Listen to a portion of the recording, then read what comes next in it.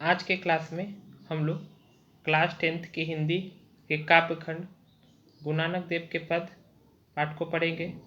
इस पाठ के पहले पाठ को, जिसका नाम राम नाम बिनु बिरथे जगी जन्मा है, ये मैंने पहले वीडियो में बता दिया है। तो आज हम लोग इसके सेकेंड पार्ट को पढ़ेंगे, जिसका नाम है जो नर दुख में दुख नहीं माने। साथ ही इसके पाठ में पाठ परिचय को भी जो है पहले वीडियो के पहले पार्ट में बता दिया गया है। तो हम लोग सीधे इस दूसरे पद को पढ़ेंगे, जिसका नाम है जो नर दुख में दुख नहीं माने। तो चलिए इसे स्टार्ट करते हैं। कहा गया है, जो नर दुख में दुख नहीं माने, सुख स्नेह अरु भय नहीं जाके कंचन माटी जाने। तो इसका अर्थ ये है कि इस पंक्ति को पढ़ते हुए कवि कहते हैं कि वह मनुष्य जो कभी दुख में दुख नहीं मानता, यानी अगर कोई व्यक्ति के जीवन में कोई दुख है, फिर भी उस दुख को होते हुए भी व्यक्ति जो है वो दुख को नहीं मानता है, उस व्यक्ति के भीतर जो है ब्रह्मा का निवास होता है। यानी कभी गुरु नानक देव का मानना है कि अगर किसी व्यक्ति के जीवन में दुख है और उस दुख को होते हुए भी व्यक्ति जो है अपने दुख को मानता नहीं है और अपने जीवन को सरलता से जीता है, वैसे स्थिति में उस मनुष्य के भीतर ब्रह्मा का निवास माना जाता है। इसके साथ ही कहा गया है, सुख स्नेह अरु भय नाही जाके। वैसे इंसान के लिए सुख स्नेह या भय इत्यादि का कोई महत्व नहीं होता। यानी उस व्यक्ति को सुख आने पर भी वो साधारण ही रहता है, उसे खुशी होने पर भी वह सही रहता है, तो या फिर डर की स्थिति में का भी उस पर कोई प्रभाव नहीं पड़ता है। तो ऐसे मनुष्य के लिए कभी गुरु नानक देव कहते हैं कि उस मनुष्य के लिए कंचन भी माटी के समान है। कंचन का मतलब होता है सोना। उस मनुष्य के लिए सोना भी क्या है, मिट्टी के समान माना जाता है। यानी अगर कोई मनुष्य अपने जीवन में दुख के समय में भी दुख को नहीं मानता है, अगर उसे खुशी है, स्नेह है या किसी चीज़ का भय है, परंतु ये सभी स्थिति में एक समान रहे, तो वैसे स्थिति के वाले मनुष्य के अंदर क्या है, ब्रह्मा का निवास होता है। और उन मनुष्य के लिए सोना भी क्या है, मिट्टी के समान ही माना जाता है। अब हम लोग आगे की पंक्तियों को पढ़ेंगे। नहीं निंदा नहीं अस्तुति जाके, लोभ मोह अभिमाना, हर्ष शोक ते रहे नियारो, नाही मान अपमाना। तो इसका अर्थ बताते हुए कवि कहते हैं कि जिस मनुष्य के लिए, कोई भी मनुष्य जिसमें निंदा या बुराई, अस्तुति का मतलब होता है बुराई, लालच, उसके बाद मोह, घमंड या खुशी या शोक इत्यादि सभी एक जैसे होते हैं। क्या होता है कि मनुष्य को कभी कभी मनुष्य को क्या होता है कि निंदा की स्थिति में या कोई भी किसी भी मनुष्य की बुराई होने पर वह मनुष्य गुस्सा हो जाता है, मनुष्य में लालच हो जाता है या किसी चीज़ का मोह हो जाता है, कभी किसी चीज़ का घमंड हो जाता है।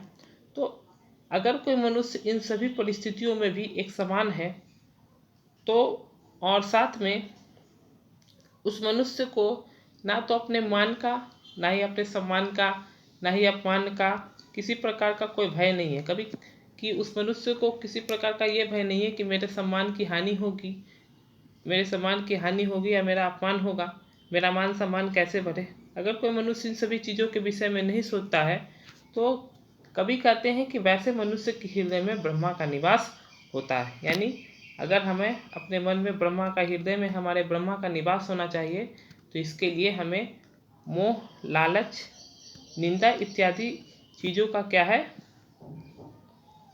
त्याग करना होगा और हमेशा अपने जीवन को सरलता से जीना होगा। आगे की पंक्तियों में कहा गया है, आशा मनसा सकल त्यागी, के जगते रहे निराशा, काम क्रोध जेहि परसे नाहिन, ते ही घट ब्रह्मा निवासा। अब आगे कवि कहते हैं कि जिस मनुष्य में के अंदर किसी चीज़ को प्राप्त करने की या किसी चीज़ के चले जाने का कोई दुख नहीं है, यानी उस मनुष्य के अंदर किसी प्रकार की आशा नहीं है, किसी प्रकार की इच्छा नहीं है, ना ही इस संसार से उस व्यक्ति को किसी प्रकार की किसी भी वस्तु की उम्मीद है। ठीक है, उस मनुष्य के लिए काम क्रोध इत्यादि का कोई महत्व नहीं है। उस मनुष्य के भीतर जो है ब्रह्मा का निवास होता है। यानी कभी कहते हैं कि अगर कोई मनुष्य जो है उसे संसार से किसी प्रकार की इच्छा नहीं है। साधारण तौर पे मनुष्य को अलग अलग प्रकार की इच्छा होती है, उनकी इच्छा होती है कि मुझे ये प्राप्त हो जाए। अगर किसी मनुष्य को किसी प्रकार के समाज से किसी प्रकार का आशा या निराशा ना हो, साथ ही उन्हें काम क्रोध इत्यादि के वे बंधन में बंधे नहीं हो, तो ऐसी स्थिति में उस मनुष्य के अंदर ब्रह्मा का निवास माना जाता है। आगे की पंक्ति है, गुरु कृपा जेहि नर पे किन्हीं तिन्ह यह जुगति पिछानी, नानक लीन भयो गोविंद सो पानी संग पानी। तो इसका अर्थ बताते हुए कवि कहते हैं कि ईश्वर की कृपा जो है वो मनुष्य पर होती है। यानी भगवान जो है वो अब मनुष्य पर अपनी क्या करते हैं, कृपा बरसाते हैं, कृपा रखते हैं। और जो मनुष्य संसारिक इच्छा से मुक्त है, जो भी मनुष्य संसारिक इच्छा से स्वयं को मुक्त कर लेता है, वह और अपने आप को भगवान की भक्ति में लीन कर देता है। कवि गुरु नानक कहते हैं कि ये इस संसार में ईश्वर की जो है मनुष्य पर क्या है, कृपा है। और अगर कोई व्यक्ति संसारिक मोह का त्याग कर दे, संसार में विभिन्न प्रकार की इच्छा है, मोह है, अगर व्यक्ति उस चीज़ का त्याग कर देता है और भगवान की भक्ति में लीन हो जाता है, जिस प्रकार से पानी के साथ पानी मिलकर एक दूसरे में लीन हो जाता है, ठीक उसी प्रकार से मनुष्य को ईश्वर की भक्ति में लीन हो जाना चाहिए। कवि कहते हैं, नानक लीन भयन गोविंद सो पानी जो पानी संग पानी।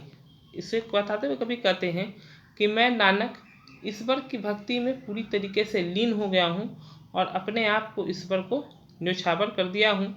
जिस तरीके से पानी में पानी मिलकर एक दूसरे का अस्तित्व खत्म कर देता है, ठीक उसी प्रकार से मैं ईश्वर में मिल गया हूँ, ईश्वर की भक्ति में लीन हो गया हूँ और ईश्वर के शरण में चला गया हूँ। अब मेरा कोई अस्तित्व नहीं है। तो इसी प्रकार से ये पाठ यहीं पे ख़त्म हुआ। ये पाठ आपको कैसा लगा आप कमेंट करके बताएं। साथ ही अगर आपको ये पाठ अच्छा लगा, ये वीडियो समझ में आ गया हो, तो आप इसे लाइक करें और भी अच्छा लगा हो तो इसे शेयर करें।